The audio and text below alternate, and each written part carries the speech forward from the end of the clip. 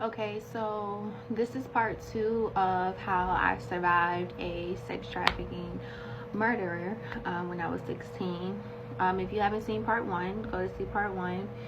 But basically, when we went to the gas station, I was in the car and I looked to the right and I seen that it was a no smoking tag on there. He said that it was his car, so I didn't think anything of it.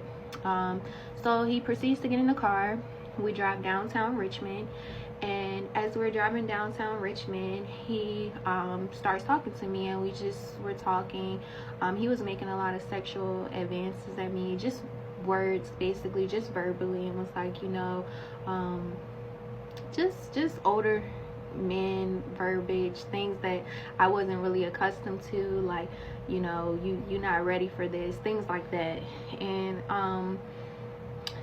just remaining calm. I really wasn't paying any mind.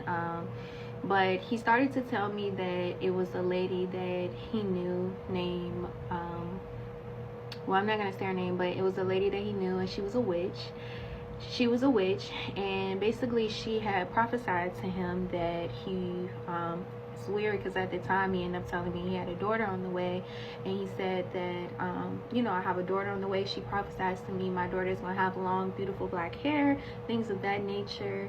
And also, he was into music, and basically was saying that she said if he wanted to get into music, he had to like make a sacrifice. And I thought that was kind of weird, hearing someone talk like that.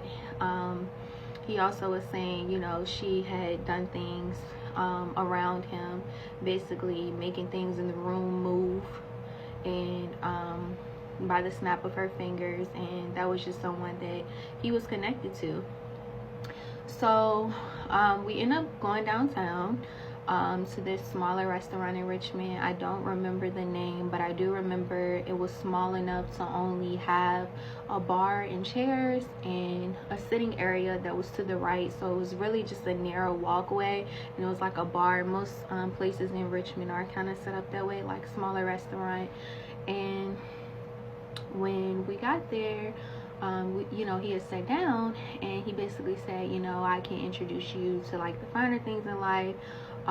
Basically just trying to entice me with money, and saying, don't tell anyone you came here with me.